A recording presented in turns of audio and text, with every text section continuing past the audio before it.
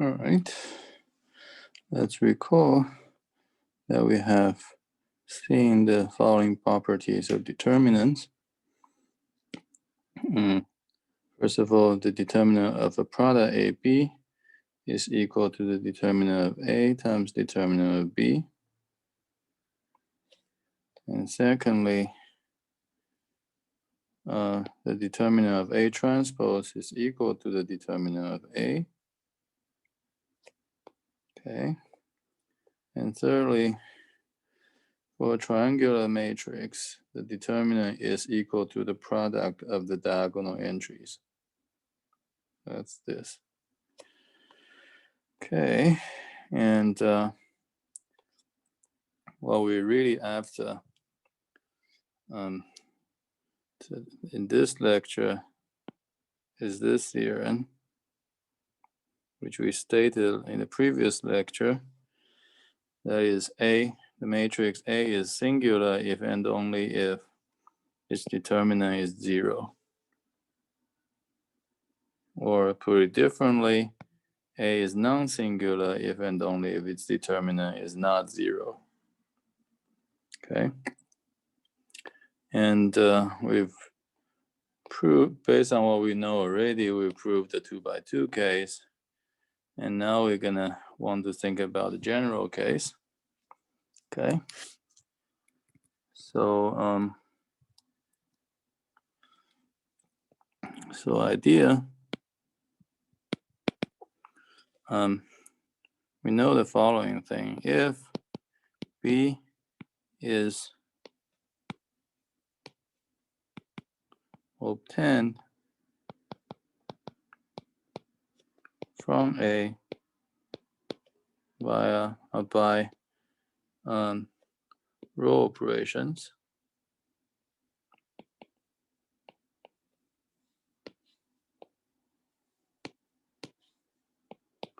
then A is non-singular if and only if B is. A is non-singular if and only if B is non-singular. And the same is true for being singular. A is singular if and only if B is singular. Okay. So this motivates the following consideration is, so what we want to do is to understand how row operations change the determinant. Okay. All right. So for this, we have a couple of theorems. The first one is the following. And the first row operation is interchanging two rows. So let's think about that operation. Suppose A is an n by n matrix, B is obtained from A by interchanging two rows. Then the statement is that the determinant of B is the negative of the determinant of A. Okay. So proof.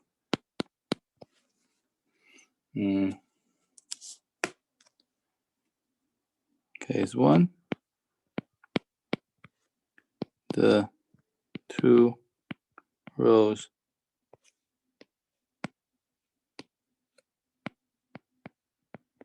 are adjacent. Okay.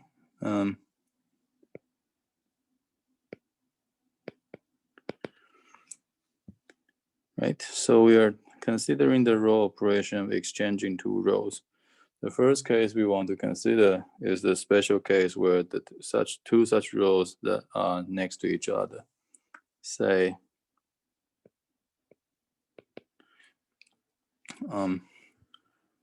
i's and I plus first rows. Okay. All right. So now we're going to make the following observation.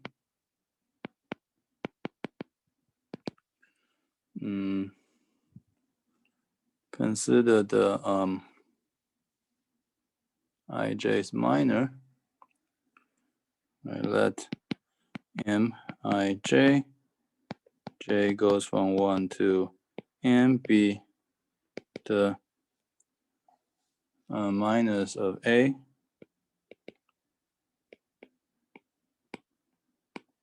from the ith row, and let ni plus 1j, again j from 1 to n, be the minus of b from the I plus first row.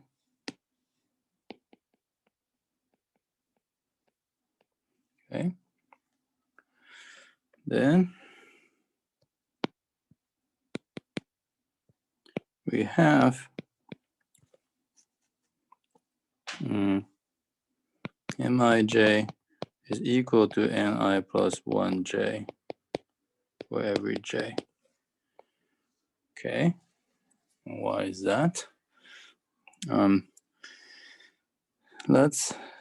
And this is not hard to see if you think about it, but let's just try to illustrate what happens with more details.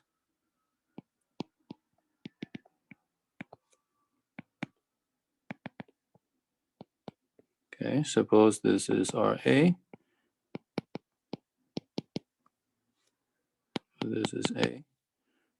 AI2, AIJ, AIN, AI plus 1, 1, AI plus 1, 2, AI plus 1J, AI plus 1N, AN1, AN2, ANJ, ANN. Okay, suppose this is J. So this is A. Now suppose this is B. Remember how we get B? We interchange the i's and I plus first rows in A. So the i's place now is AI plus 1, 1, AI plus 1, 2, AI plus 1J, I plus 1N. The I plus first row is now AI1, AI2, AI J, AIN, AN1, AN2, ANJ, ANN. Okay, so this is A and B. So now to form Mij, I want to delete the ith row from A and the j's column from A and take the rest. Okay. Now to form ni plus 1j, I need to take the I need to take out the I plus first row from B. That's the I plus first row. And the j's column. The j's column. Okay, and take whatever is left. And if you just look at the expressions after removing these shaded areas, they are exactly the same thing. This is why you get mij to equal to ni plus 1j. Okay, now we are ready to proceed. Determinant of B can be computed by expanding along any row, any column. So what we want to do is to expand along the I plus first row.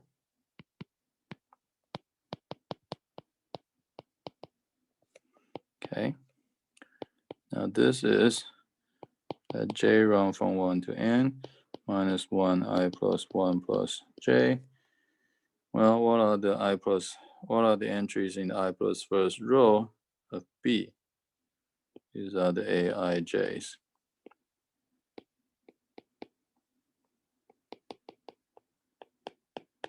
Okay. Now the determinant of A, it also can be computed by expanding along any row or any column. And we're going to work with the ith row expansion. So this is going to be plus j. The entries on the ith row are aij. Then you have the determinant and of mij. Okay, so now you see the theorem, because here these two determinants are equal because the matrices are equal, and these two entries are equal. They are both aij, and the powers of minus ones are also almost equal except for the minus one there. So this is telling you that the determinant of B is minus determinant of A. Okay. So that is the case where the two rows being interchanged are adjacent. Now, case 2. Case 2 is the general case. General case.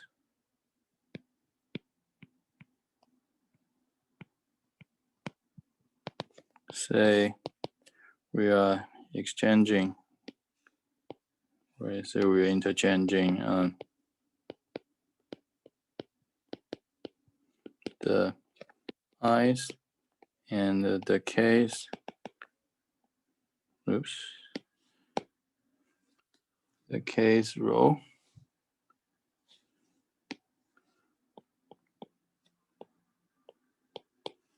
And for the sake of discussion, we may assume that k is bigger than or equal to I plus 1. Okay. So now the way to proceed is the following. We're gonna interchange the ith row and the k's row by interchanging adjacent rows several times. Okay. So that we can do that as follows. The ith row can be moved to the k's row by k minus I successive interchanges of adjacent rows.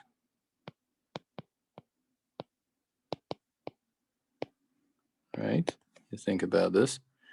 You exchange I with I minus 1, I with I minus first, and I minus first with I minus second, and so on, until you reach the kth row. Okay, and now after this, the kth row, the original kth row,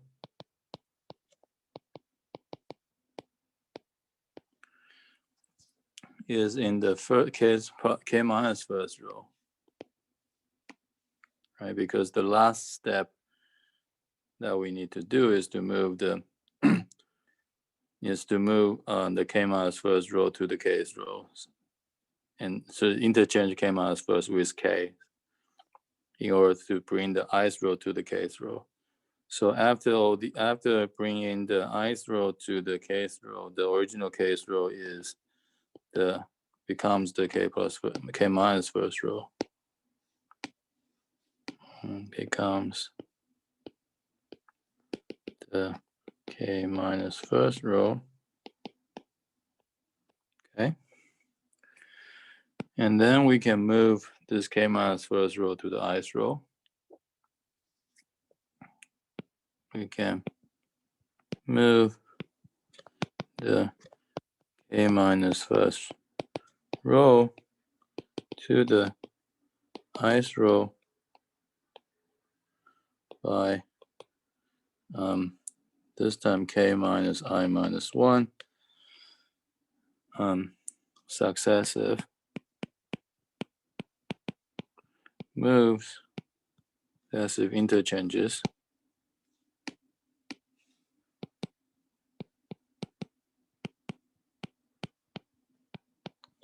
of adjacent rows.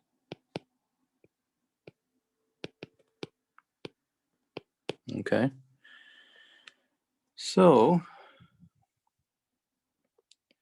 now each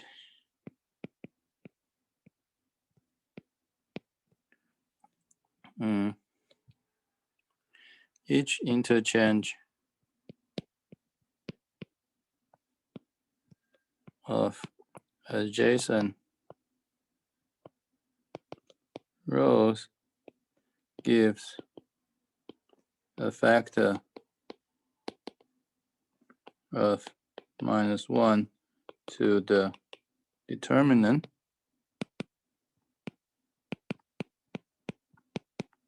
by the case 1 that we're seeing. So and we have in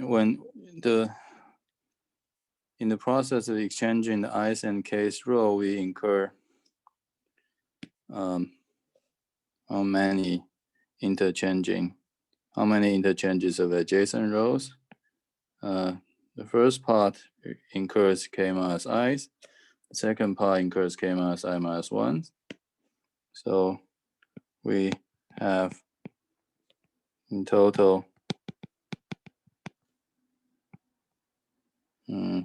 k minus I plus k minus 1 minus I equaling 2k minus 1 minus 2I interchanges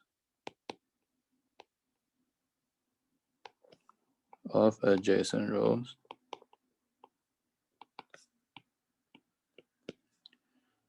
So determinant of B is equal to -1. How many -1? 2k minus 1 minus 2I copies the -1 times determinant of A. And -1 squared, or -1 raised to the n to any even number, is 1. But this number in the exponent is an odd number, so that's -1. Hence you get determinant of A. Okay, very good. So that's the general case. And now we have a corollary that we can prove immediately. So if A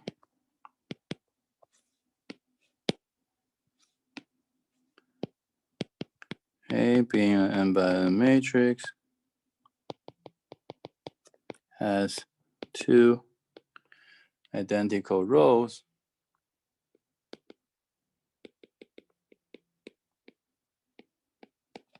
then its determinant is 0.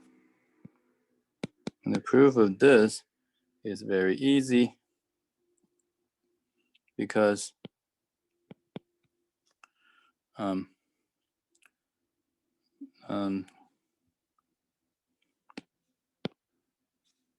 do I do this? Exchanging or interchanging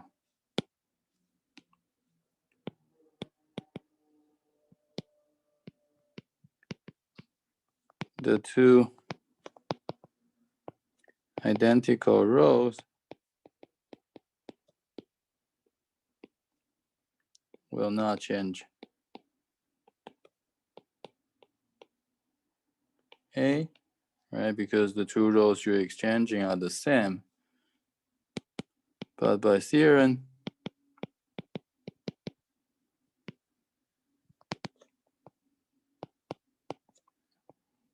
the determinant of A should equal to the negative of the determinant of the new matrix obtained by exchanging the two rows, in this case, two identical rows. So you get determinant of A equal to its negative. So the determinant is 0. Okay, simple. All right. Yes. Okay. Now, next theorem. There's are two more row operations that we do.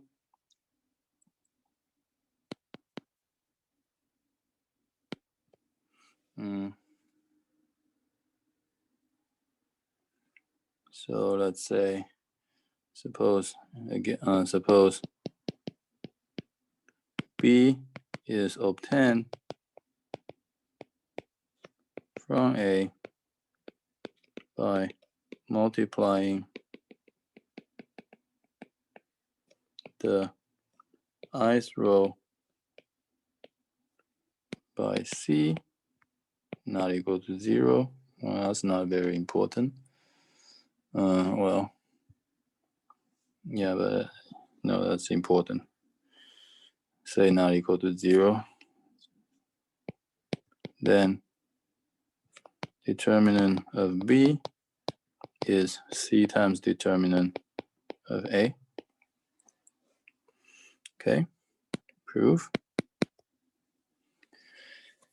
This is fairly straightforward. We compute the determinant of B by we're changing the ith row to get B, right? So we do the ith row expansion.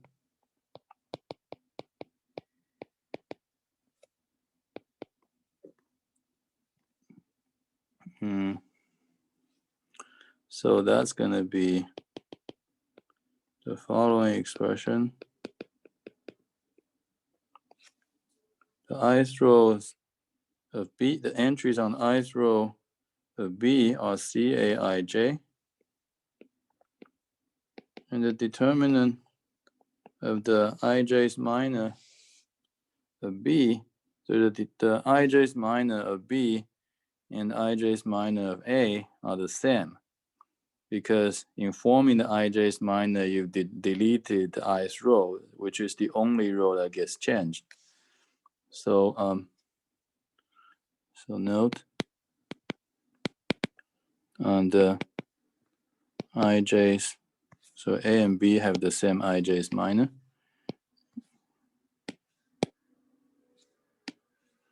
A and B have the same ij minor. Okay, so with that noted, you can now observe that this expression for the determinant of B is C times this expression, right? You can factor out C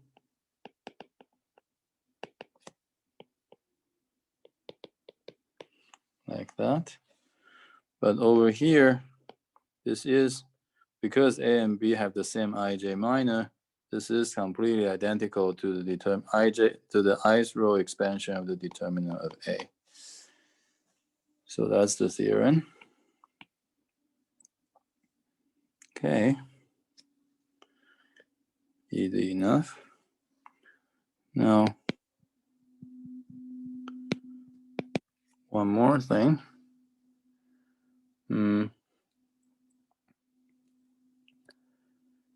See, so now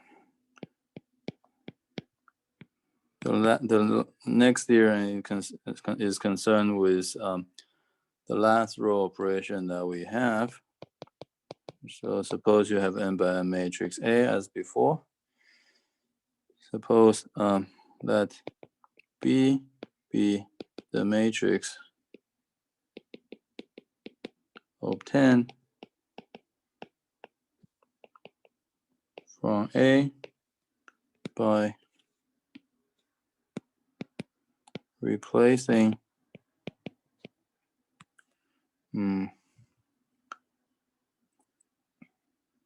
the ith row of A by the ith row of A plus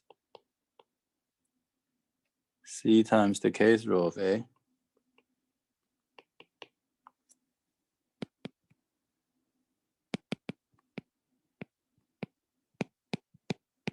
Okay.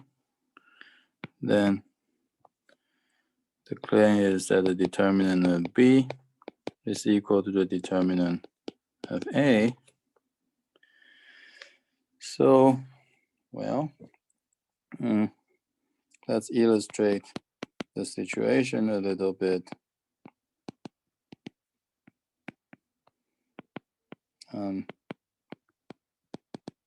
Suppose our A looks like these. A1, AI, N.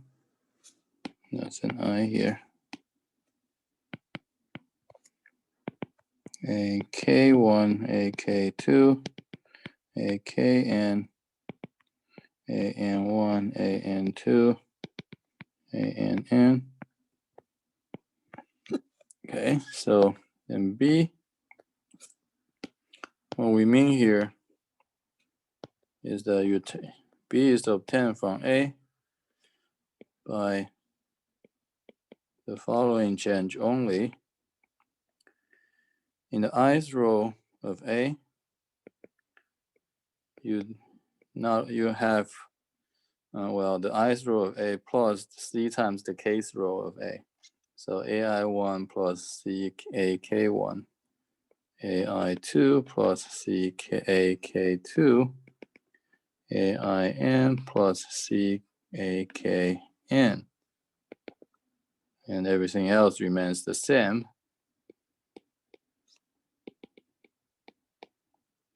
Like that. Okay. So this is what B is. Now we can proceed to prove. The idea is very simple.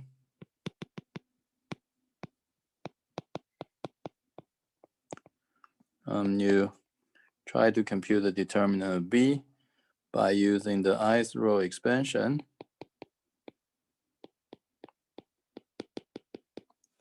Okay, so you get this factor. And the entries in the ith row of B are these guys, Aij plus CAKJ. And then you have the determinant of the ij's minor. And once again, you note that A and B have the same ij's minor, because the only row that gets changed, which is the ith row, and that's deleted in the process of forming the ij's minor. So A and B have the same ij's minor. Okay. So therefore, we're going to use this in a little bit. But first of all, let's see what we should do here. Well, the natural thing to do is to break these into two terms, right? This term here is a sum, so we should break it into two terms, into two sums.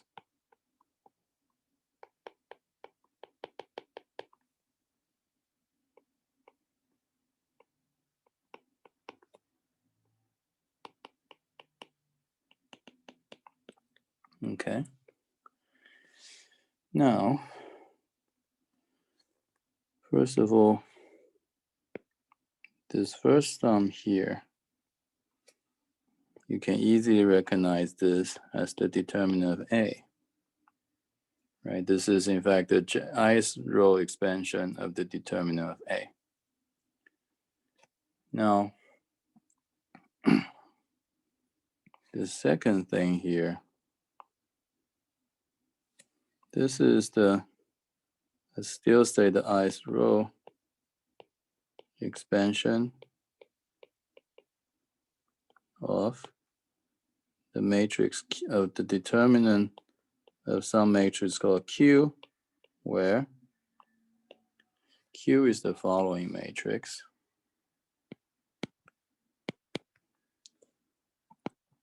Well, Q looks very much like A, except the following. When you look at the ith place, ith row, and kth row, well, the kth row is still AK1, AK2, and so on, AKN. But the ith row for Q is also AK1, AK2, AKN, AN1, AN2, ANN. So my point is that the ith and the kth row of Q are equal. Other rows are equal to rows of A. Okay, and you just see this.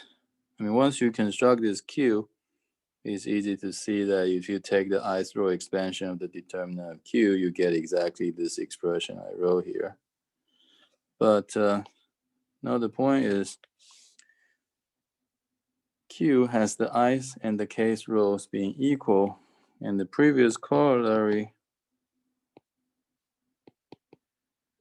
implies that in this situation, the determinant of Q is 0.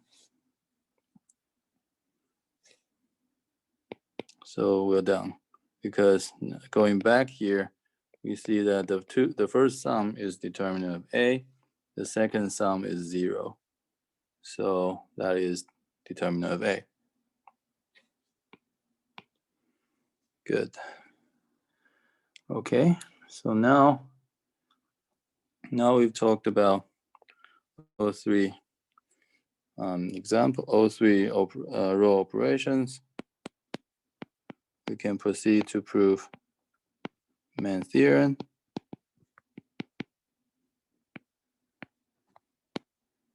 Namely, A is non-singular if and only if determinant of A is not 0.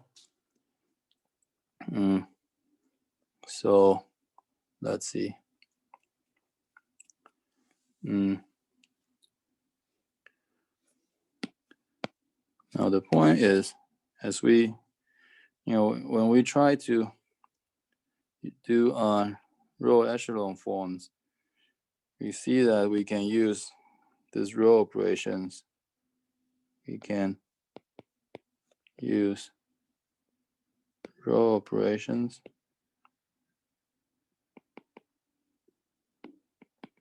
to obtain from a matrix, an upper triangular matrix.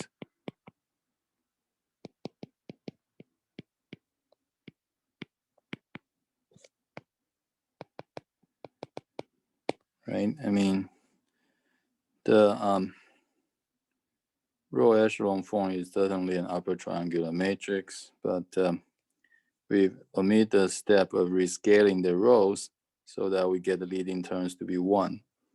And we only get an upper triangular matrix without being a row echelon form. So let's call this matrix T. And with entries Tij. Now, by theorem,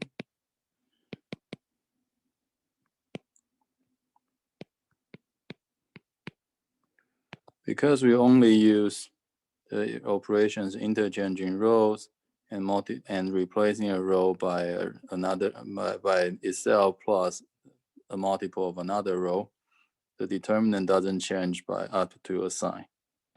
By above theorem, determinant of A is equal to plus or minus determinant of T. Okay. Now, by another theorem that we had before, the determinant of the triangular matrix is just a product of its diagonal entry. So T11, T22 up to Tnn. Okay. So now, determinant of A, let's do the non-singular version. The determinant of A is not equal to 0 if and only if determinant of T is not equal to 0. But this is the same thing as saying T1, T2, T11, T22 up to Tnn are all non-zero. Okay. So what does this mean? This means that the corresponding system Tx equals to 0 has a unique solution.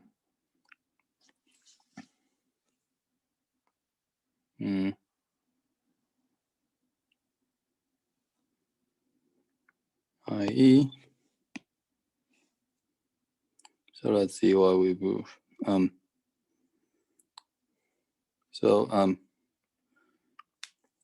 Let's do it this way. So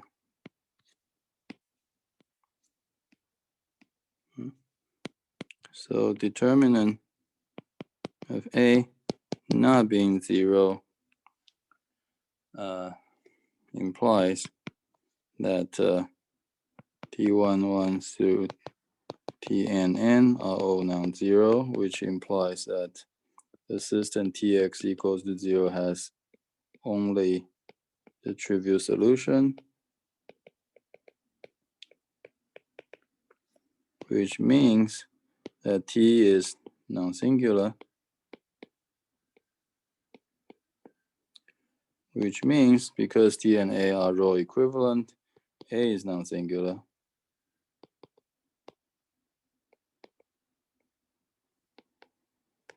Okay. Now, so we've proven this direction. Determinant being non-zero implies A is non-singular. But we've already proven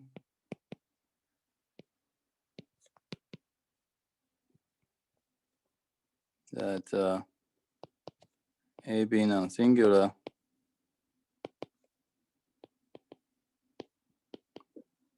implies determinants of A being not 0. And let's recall how that worked out. A being non-singular is the same thing, which in particular implies that A is invertible.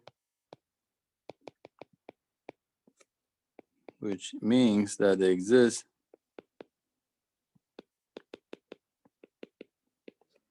this A inverse such that A inverse A is the identity matrix, but this implies that the determinant of A inverse A is the determinant of the identity matrix, which is 1. But again, by a property of determinants that we had, determinant of A inverse A is determinant of A inverse times determinant of A.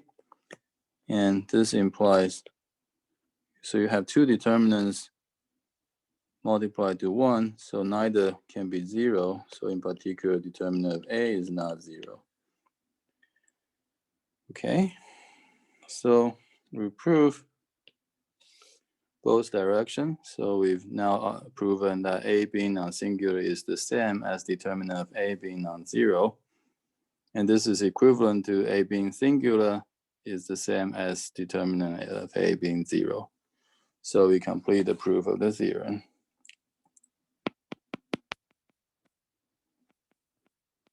Okay, now let's do some examples, right? So the sort of examples, I mean, we've discussed how to use, we've discussed how row operations affect determinants. There are three possibilities, right? If you interchange two rows, you incur a sign. If you multiply a row by a constant, you multiply the determinant by that same constant. If you change your row by adding multiple of another row, you don't change the determinant. So the idea is we can try to use the row operations to simplify the matrix in question so that we get to a matrix whose determinant is easy to compute. And if we keep track of how the determinant is changed in the process, we can use it to compute the determinant, right? So let's see here. So for example, this one. So how may I simplify this computation? So I can certainly just expand along the first row and then take advantage of the fact that you have 3 zeros in the first row. But I want to illustrate what we can do with the row operations. So if we exchange the first and the last row,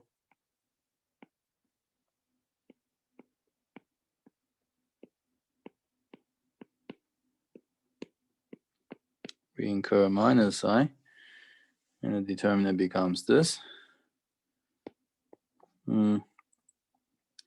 Now, if we exchange the second and the third row, we incur another minus sign, canceling with the other minus sign that we already had.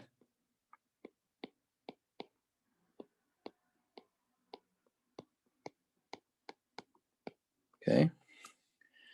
Then we get this, and now the point is that this is an upper triangular matrix, so the determinant is easy to compute. Now it's just the product of the diagonal entries,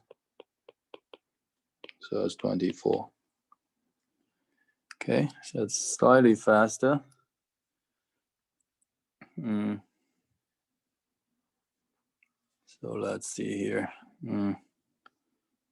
Another example. 1, 2, 1, 0, 3, 2, -2, 1, 1. Determinant of A. And we can certainly expand along the first column, but we're going to try to make this even simpler by using the third operation, that is adding a multiple of some row to another row. So we can do R3 plus 2R1. That becomes, well, the purpose of doing that would be to cancel this -2. Minus 2 plus 2 is 0. 2R1 is 4, plus 1 is a 5 here. 2 plus 1, 3. Okay. And this is easy to compute now, because if you expand along the first column, you only get one term. Okay. And that's 9 minus 10, so -1. Okay. Now, let's see. More example. 1, 5 minus 2. 2, 3, 0. Minus 1, 4, 1. Determinant of A should equal to, well, I mean, let's just try to use the operations we will need to reach to row echelon form. So that is R2 minus 5R1.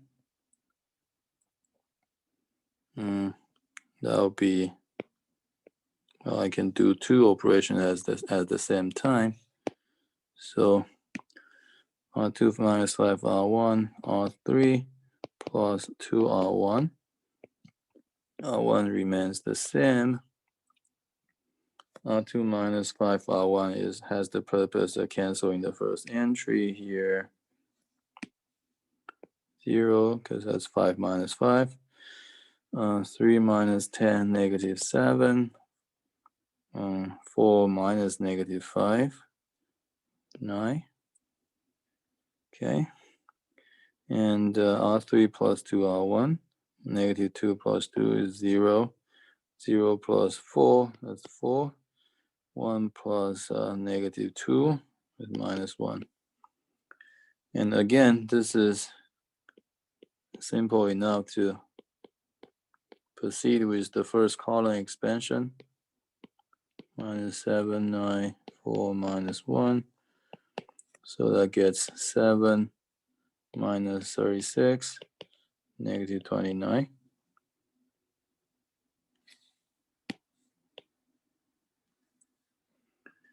Okay. -29. Okay. All right, more example.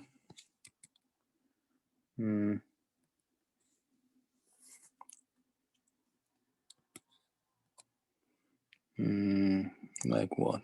Let's do a complicated one. 1 minus 1, 3, 2. 2, 0. Minus 1, 0. Minus 1, 2, 1, minus 1. 1 minus 2, 1, 2. Right, so the operation of adding a multiple of some row to another row has the benefit of not changing the determinant. So we're gonna use that a lot. Right, let's see which way is better. I don't know. Let's do R2 plus R1, R3 minus 3R1, R4 minus 2R1, and see what we get. 1, 2, minus 1, minus 1. 2 minus 1, 1. R2 plus R1 is 0 here. 2, 2 minus 1, 1. 1 minus 2, minus 1. R3 minus 3R1 is 0 here. Minus 1, minus 6, minus 7. 1 1 minus -3, so plus 3, that's a 4. 1 minus 3 is a -2. R4 minus 2, R1, 2 minus 2 is 0. 0 minus 4, -4. Minus 1 minus -2, so minus 1 plus 2 is 1. 2 minus 2 is 0. Okay, so that becomes now a simple 1 3 by 3 matrix determinant.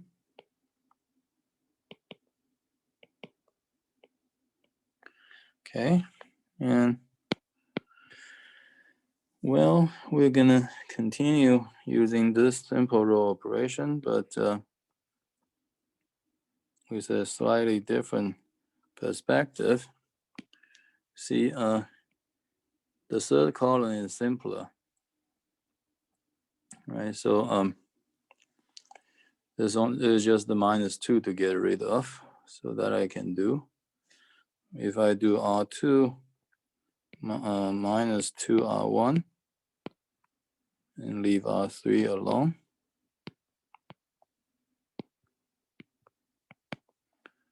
R2 minus 2 R1, so -7 minus 4 minus 11.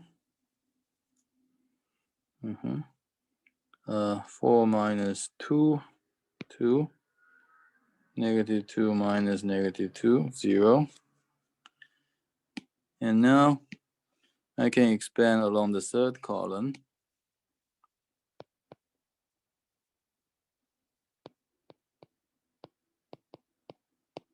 Okay, and that's a plus sign. So -1 times -11 to -4, 1. So that's -1 or -11 plus 8. So -3, so that's 3.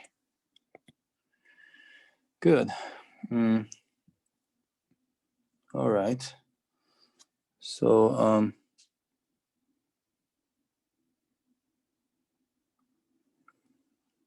now let's see.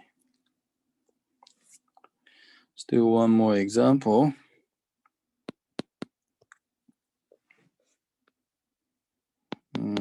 Complicated one. 2, 3, 5 minus 3.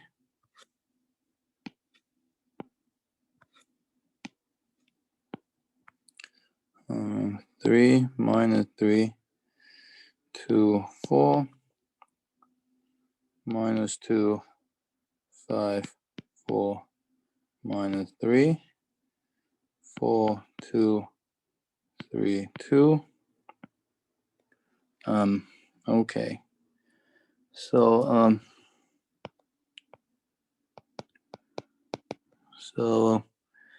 see, the purpose is to simplify. But we're going to have to decide on how to do that without doing too many complicated things.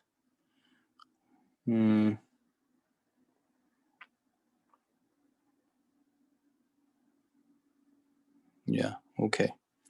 So there's one thing that we can try to do. We can multiply row 2, row 3, and row 4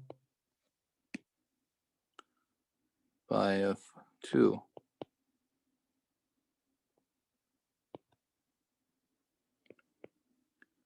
And the price to pay is we're gonna have to divide that 2 out, and that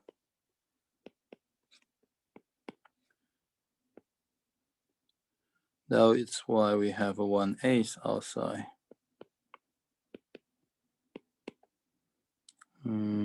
Right? 10, 4, 8, 6, minus 6, 8, minus 6, 4. Like that. Okay.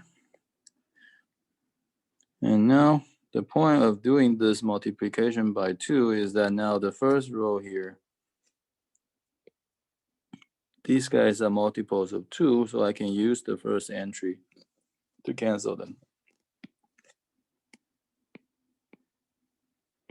More precisely, 2 minus 3R1, 3 minus 5R1, 4 plus 3R1.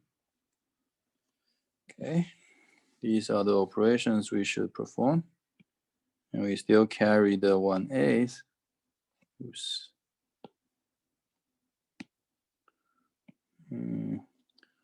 2, 3, negative 2, 4.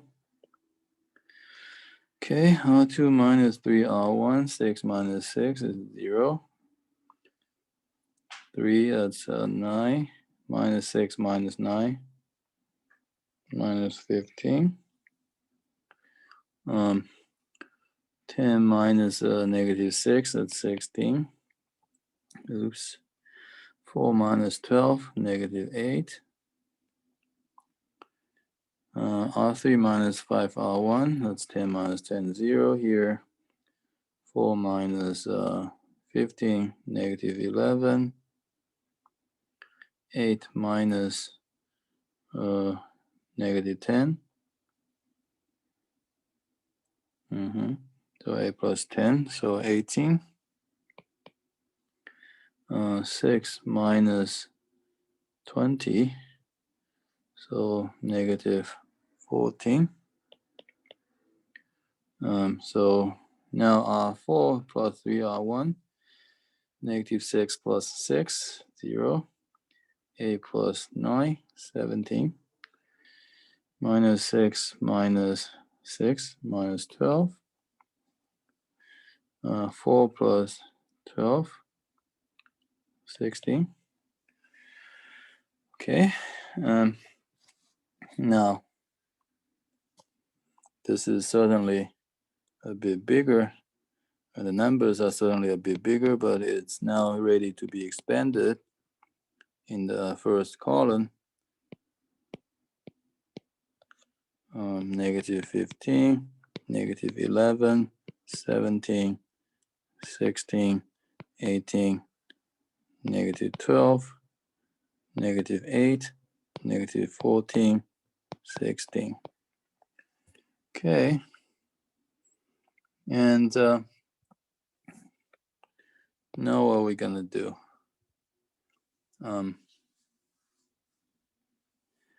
So we're going to now notice that this column here, they're all multiple of 2. And likewise, this column.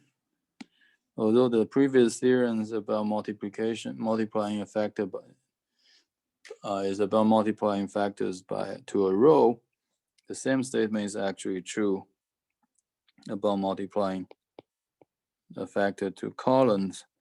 So that allows us to factor out these 2's, negative 15, negative 11, 17.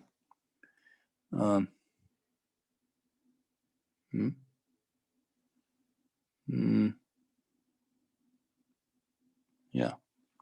Then 8, 9, negative 6, negative 4, negative 7, 8. Okay, and at this point, these factors are gone. So we're down to matrix again.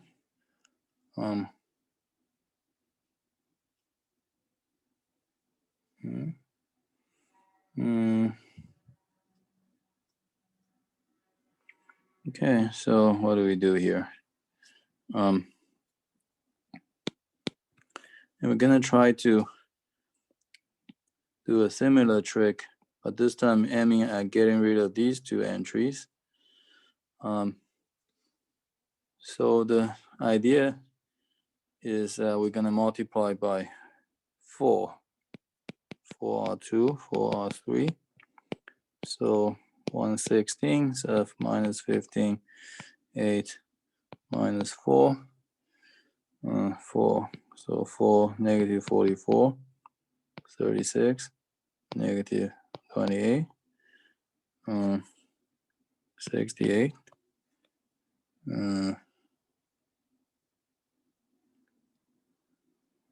what?